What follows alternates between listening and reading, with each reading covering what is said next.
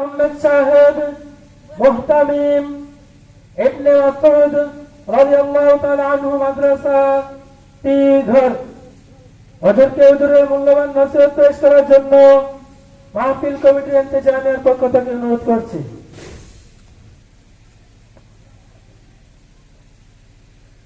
الحمد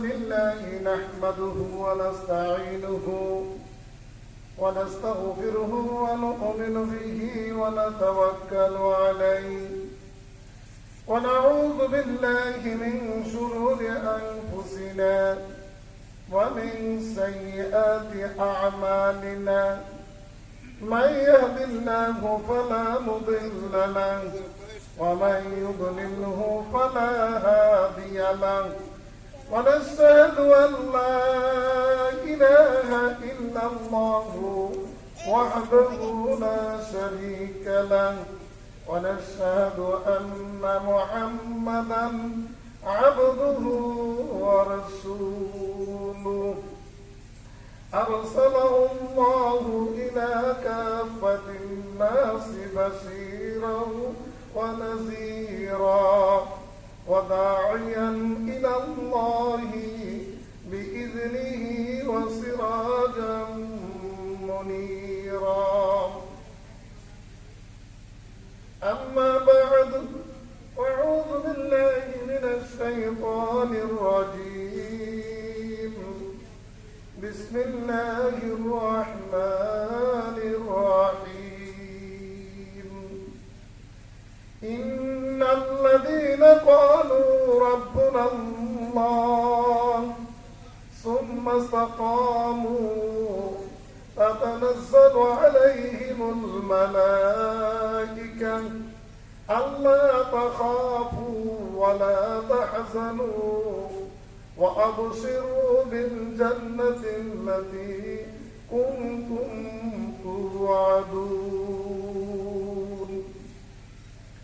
وقال رسول الله صلى الله عليه وسلم سبعة يظلهم الله في ظله إلا ظله إمام عادل وشاب نشا في عبادة الله ورجل قلبه معلق بالمسجد إذا خرج منه حتى يعود إليه ورجلان تحابا بالله اجتمع عليه وتفرق عليه وذكره ورجل ذكر الله خاليا ففازت عيناه ورجل دعته امرأة ذات حسب وجمال وقال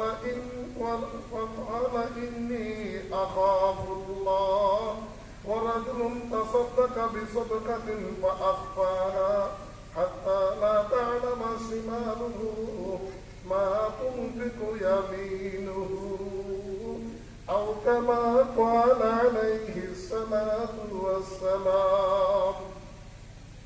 وحديث أخرى قال رسول الله صلى الله عليه وسلم إذا مات الإنسان انقطع عنه عمله إلا من ثلاث إلا من صدقة جارية أو علم ينتفع به أو ولد صالح يدعو له أو كما قال عليه الصلاة والسلام.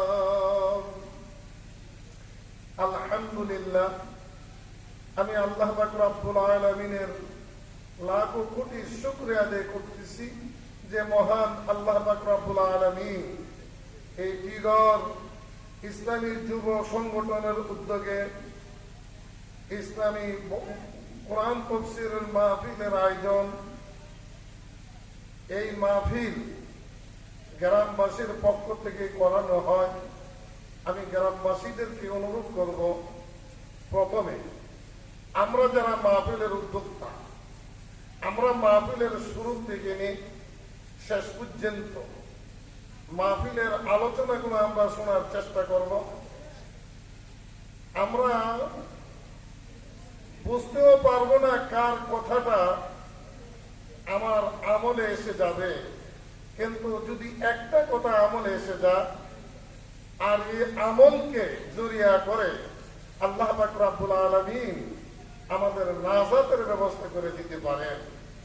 এই জন্য আমরা যারা অর্থ দিয়ে অংশগ্রহণ করেছি, চাউল ডাউল টাকা পয়সা দিয়ে অংশগ্রহণ করতেছি, জান দিয়ে পরিশ্রম করতেছি, এই মাহফিলকে উপলক্ষ করে আমরা যদি আমাদের মধ্যে হইতে যদি কেউ হেদায়েত হয়ে যায়, কেউ আল্লাহওয়ালা হয়ে যায়, কেউ আল্লাহর ওলি হয়ে যায়, তাহলে হইতে পারে আমাদের এই মাহফিল সফল হয়ে যাবে।